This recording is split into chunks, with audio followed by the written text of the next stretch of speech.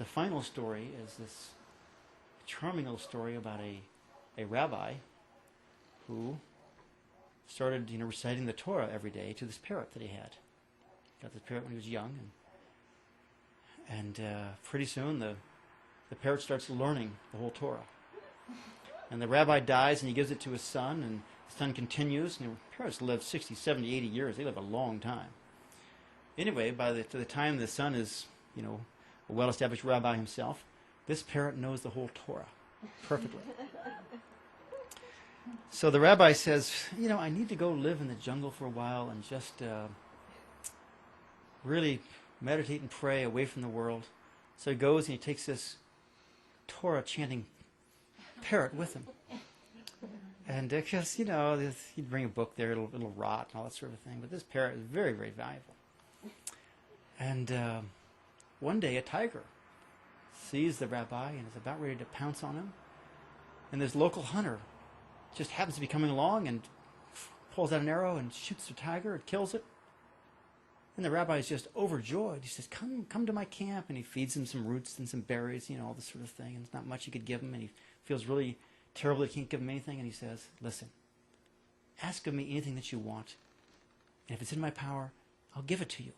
Thinking that the man's going to ask for a blessing of some kind. He said, what else could he give him? He has nothing to give him. But the man goes, well, anybody would have saved you, but if you want to give me something, I'll take that parrot. The rabbi sort of chokes, goes, oh no, but he says, I've offered it. He says, of course, take it. And so after about 6 more months in the jungle, the rabbi is thinking, maybe that hunter doesn't really care about this. What does he want a Torah chanting poet for, a parrot for? So he goes and finds it, and after about 6 months he finds him, and he says, oh, I'm so glad I found you. Is there any chance I can have that parrot back? And the hunter goes, that parrot? Well, I got hungry one day, I shot him and ate him.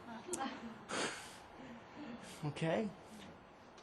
And of course the moral of the story is that quite often we ask for things and we have no idea what their value is. We ask for enlightenment, we ask for salvation, we have no clue what they really are.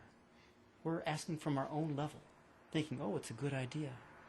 And that far, far more appropriate for us to look at our lives, appreciate them, bless them and praise them, stop striving for something that we don't really have a concept of what it is, and just, do the spiritual practice we do. I'm not saying don't do that.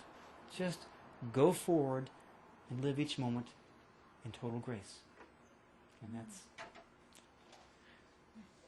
that's what we're going to do.